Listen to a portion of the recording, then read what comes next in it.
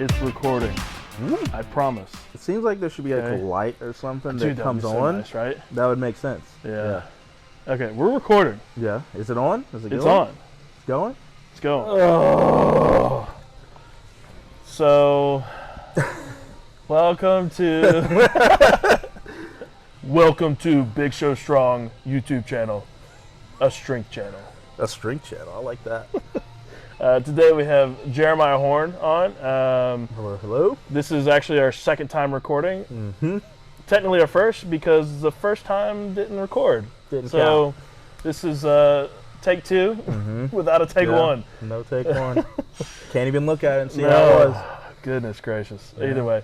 Go ahead and introduce yourself, Jeremiah. I'm Jeremiah Horne. I have, let's see, I didn't give my age last time, so I'll give you that. Ooh. 32. Then powerlifting.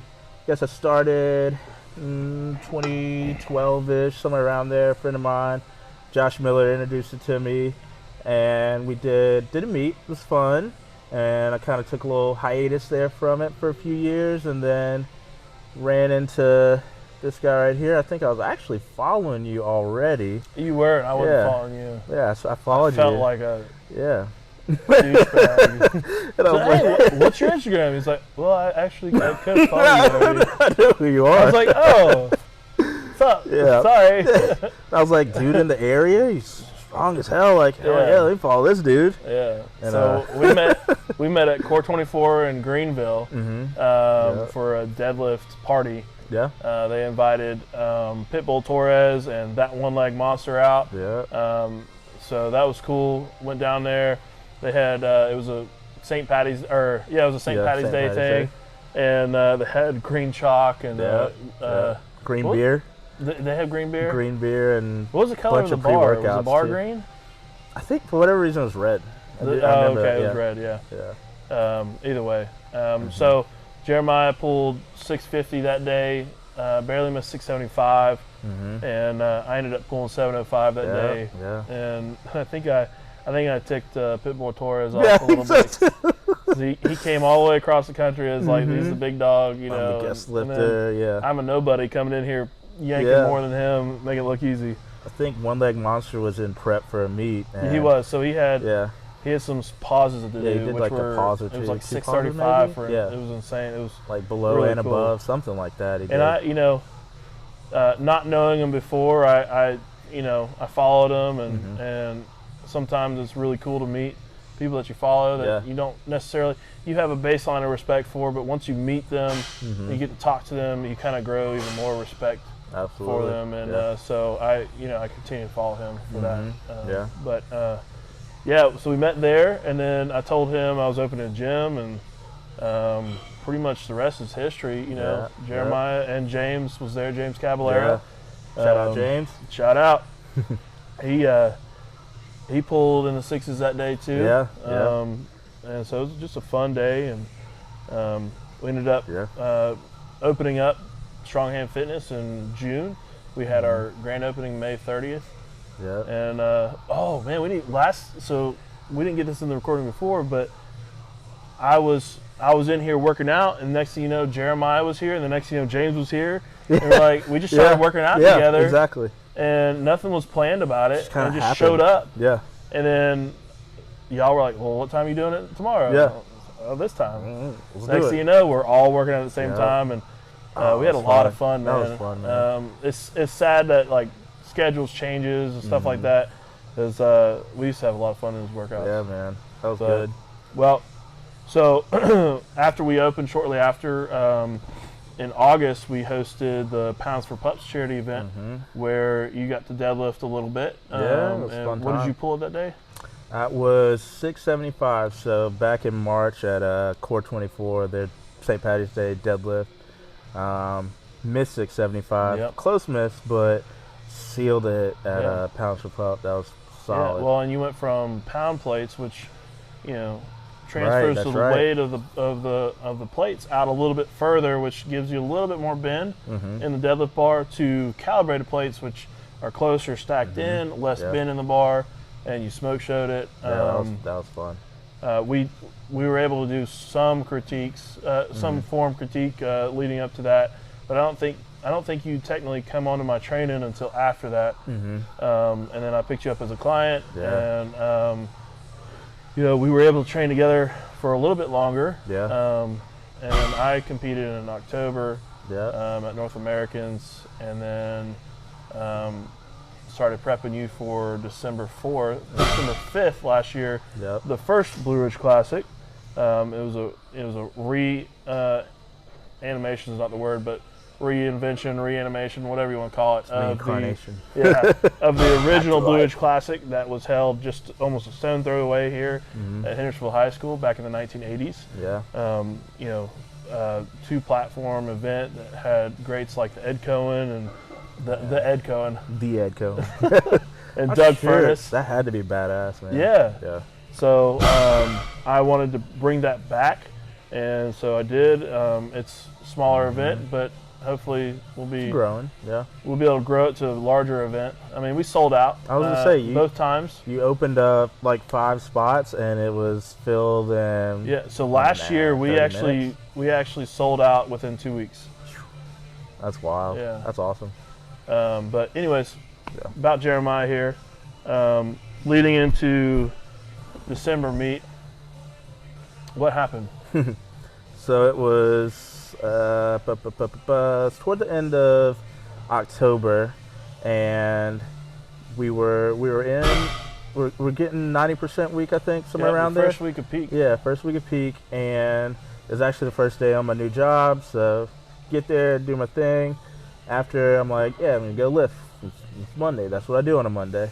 And came here. We're doing squats. Everything feels about like normal. No real issues. I think actually my adductor on my right side had been bothering me just a little bit going into it. But like I said, that day everything felt pretty good. And then 4:35, patellar tendon just ruptures in the bottom. It's one of the loudest sounds. I mean, it was scary. Pop, pop, pop. And I remember because I look back at the video and I hear Ian, he's like, all right, come on, tight belly, let's go, you got this. And then the knee sounded louder than your voice in that video, which is kind of weird. Well, and I was spotting you, and the bar came off your back. Got you a little bit, landed in my arms, landed on the ground, and then hit my shin, and I actually still have a spot on my shin where it's not fully recovered. Oh, man. I think one of the downsides of being a super heavyweight, just my shins don't recover as fast. I think the blood flow down there is just not as good as it should be. I believe that. Probably need to get that looked at. Oh well. One of those things. One of these days. So patellar. So you had a full rupture of your patellar tendon.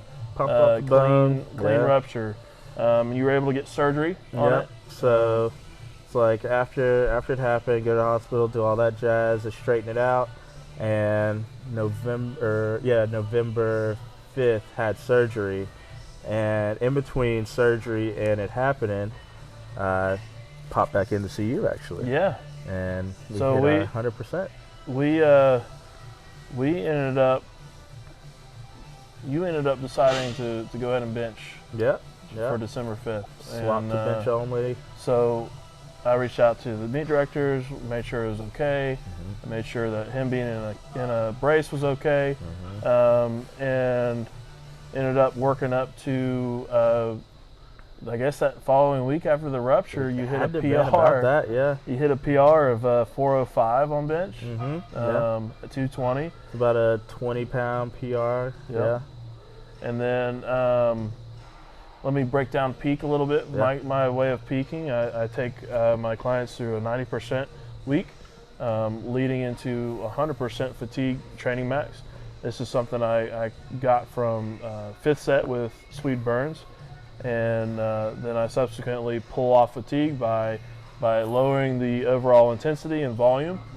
Leading into the peak, we create what's called a supercompensation effect, and on meet day you can hit anywhere from 102% to 104% on squats and deadlifts, and anywhere from 100 to 102% on bench. And it's got a proven track record. Definitely works. That's what we went through with Jeremiah. And on meet day, what'd you end up hitting? Meet day got 413.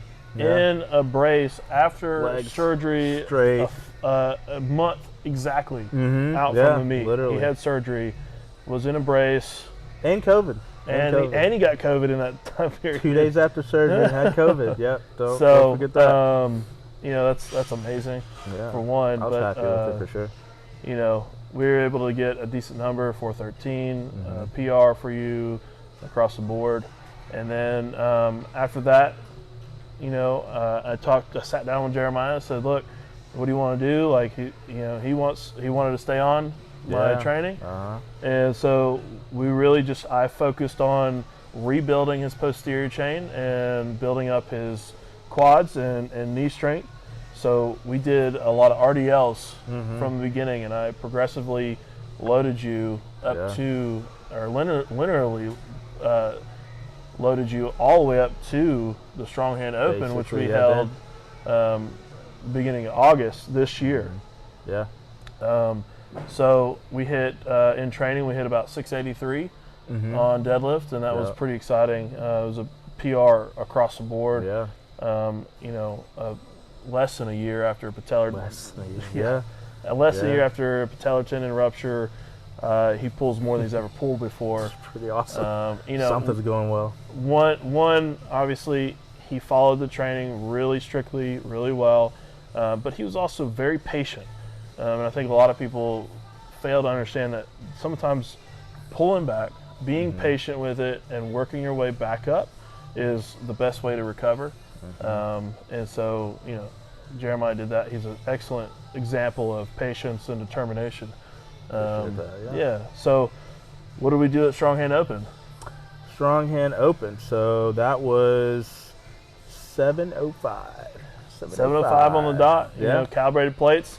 He was prepared. Oh, I wanted that. He pulled that 7:05. The whole place erupted. I mean, this is that, man. What? So we're talking end of October. Well, your surgery November 5th to August. What was it? August 4th or 5th or somewhere around there. I can't remember. That's sad. I don't remember that.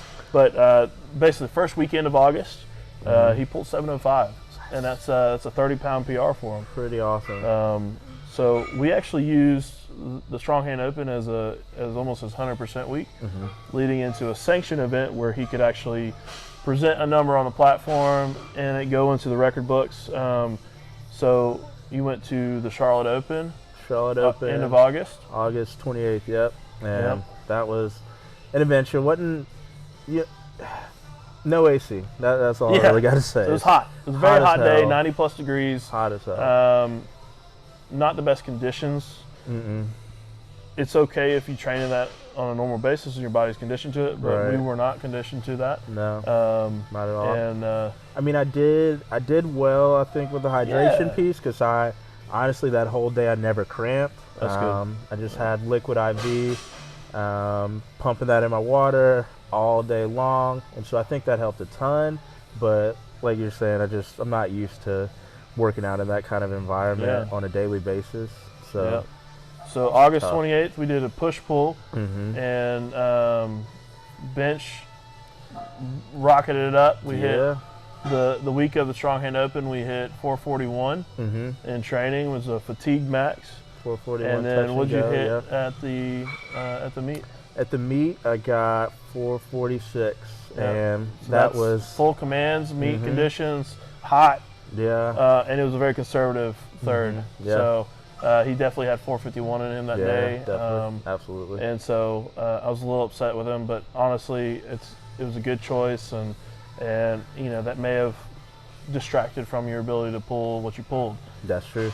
You never know. That's the thing about powerlifting. You never know what you could have done unless it's what you actually did. Right. And you have to walk away with what you get. Right. And a failed bench could have been tough on that deadlift, you know. So. Yep. Absolutely. So what'd you end up pulling at the meet? So at the meet, it was 705. I think in kilos, like 0.5, something like that. Yeah. Yep. So a half a pound PR. Hey, it's a PR. It's a meet PR, which means when you look it up on Open Powerlifting, that number is going to be there. You know, the number from the Strong Hand Open was not a sanctioned meet, so it's not in the books. Hey, if it's not on the platform, it's not real. Right. Got to do it on the platform. That's right. we've got a almost 30-pound bench PR, less than a year. Yeah. And a 30-pound deadlift PR. Huge, if you think. Yeah. I mean, in about a year's time. With COVID might have a piece of that, but the patellar tendon rupture, I think. Yeah. That's patellar awesome, tendon rupture. man. Coming back from that, it's an amazing feat of determination and overcoming fear. Yeah, for sure. Every time that Jeremiah would come in and lift, I'd be just, don't mess it up. Don't you mess it up. Please don't mess up. And it's been really amazing to see him grow from like 220 to 242. Yeah. So we've stacked on a pretty good amount of muscle. Obviously, building your back up helps with your bench and your deadlift a ton. But what are we looking to do in December? So December we're going round 2, the Blue Ridge Classic. Going to be here, full power.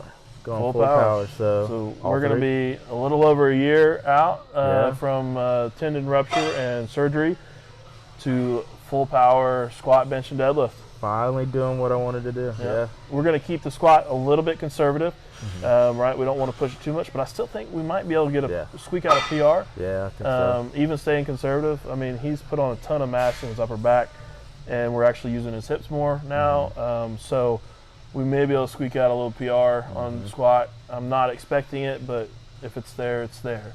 Absolutely. Bench and deadlift, I think we're going to pull PRs on those as well.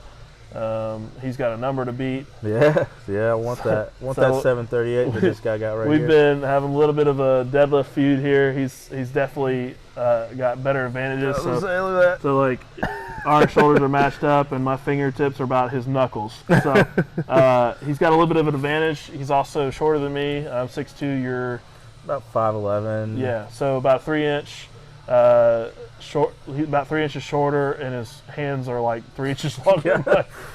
Big hands. Yeah. So I don't take that as a downfall. I take it as a challenge, and I put 738 on the bar in my last meet. And got it. And so that's the number to beat. That's it. And then but I've got to maintain the biggest deadlift here. So man. Of course, Ransom just moved back. So thankfully he's in bodybuilding prep, and he might not be able to beat me right now, but won't put it on the board yet, I don't think. But something. December 4th, we're looking for a pretty good meet. Hopefully PRs across the board. Oh yeah. And a good, safe, well done meet. Meet where there's air conditioning. Yes. Well, we won't need air conditioning. Well, yeah, I guess that's true in December. Not necessary. We'll have the doors open probably, and it'll still be warm in here, but it won't be 90 plus degrees. That's another thing. Even if you have AC, when you have 40 to 50 people warming up, plus 100 plus people in the audience watching and cheering on, it gets really hot. And so we'll probably have the doors open, and it'll still be warm in here, but it's not going to be near what you experienced in the last meet. Much more manageable. Yeah. And then we're not going to eat like a buffoon the day before. Ate way too much that day before. It's all right. Fun, but honestly, I think I could have. It definitely wouldn't have hurt my deadlift, my bench on meet day if I would have ate a little bit better. I don't think it would have. It would not have hurt. No.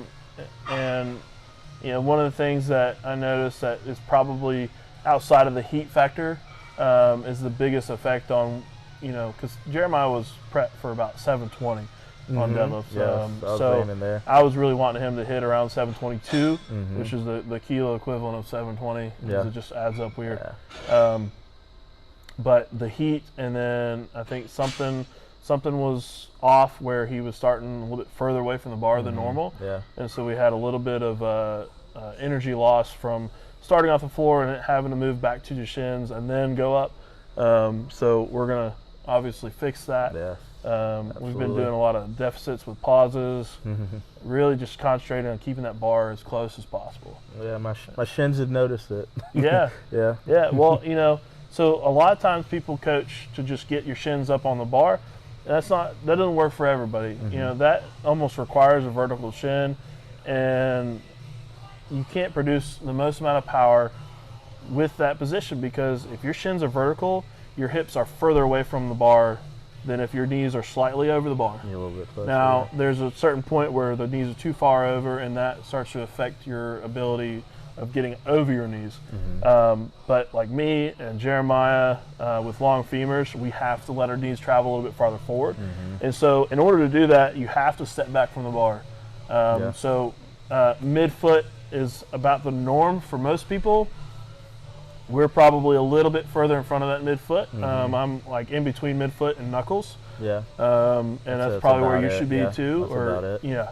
So, and then that changes too with body composition.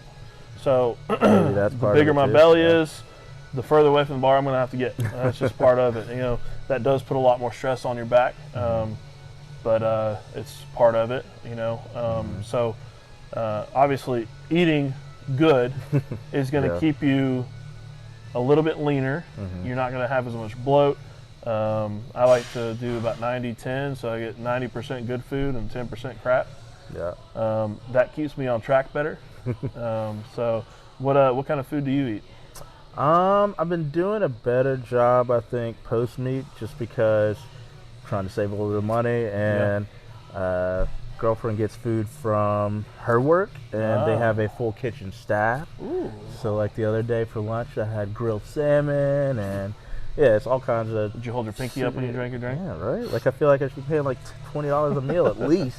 But yeah, trying to stick to that, and then throwing in some shakes too. I'm a big fan of the shakes because I sometimes struggle to get the food in, and the shakes help me get there. Pretty healthy. I haven't had a protein shake in a long time. Well, so not necessarily protein shake, but blended shake. Oh, okay. I guess it will have, I'm not gonna lie, I do throw some protein in there. I mean, but oats, man, oats are the secret. Oats are good. Oats are the secret. You gotta have a pretty decent blender, or else get chunks in that. It's disgusting to try to drink chunks of oats. Can't do it. Yeah, I used to do a lot of shakes back in the day, and I kind of stopped because I was relying too heavily on it. I wanted to make sure that I was getting what I need in food first. Yep. And I think anybody can take from this that, I'm not a nutritionist, I'm not a dietitian, I'm not someone that's going to coach people on their food. But if there's anything to take away is try to get in everything with your food first. The shakes are supplemental, and that's what supplemental means. They're there in case you don't.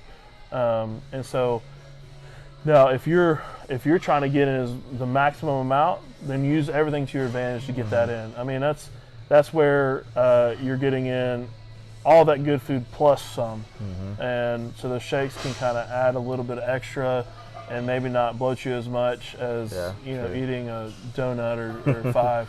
Yeah. So I will say that I have noticed that as of late there have been less boxes of donuts here. There have been less boxes of donuts here. I've been partly responsible. I haven't been buying them, but but you bring like McFarland. I'll bring other stuff. Yeah. I love McFarland bakery. Man, McFarland is good. Yes, absolutely. You should sponsor this guy. Sponsor us here. McFarland's will wear your gear. We'll have your donuts and pastries here all the time. No problem. But I think December's gonna be great. I'm looking forward to it. Yeah, me too. Man. I enjoy you as a client. You've been inspiration to me, in my own lifting, and you've helped me kind of grow as a coach. And I really appreciate you. I appreciate you coming on and doing an interview with me. Yeah, hopefully this one did record. We'll see when I get up. I hope so too. But we'll see. Yeah, man. I appreciate you too, man. for coaching, because no way I would have gotten this, just on my own. So absolutely, kudos to you, man. Awesome, man. Well, great to have you on, man. Yeah, absolutely. This is episode 2. Episode 2, right? Yeah, we've done 2 of these in a day. It's a lot. Well, no, this is... I guess 2 today, but this is, for me, going up on YouTube is number 2. Yeah, heck yeah. Eric was the first, and you're second. Hell yeah, man. So I'm going to start getting more and more interviews done. They may not be 2 guys on the couch, but... I like 2 guys on the couch. Yeah, I mean, we're close, so it works. All right, brother. Oh, man. All right. Thanks, sir. God. Please record. Please tell me you recorded. Lord Jesus.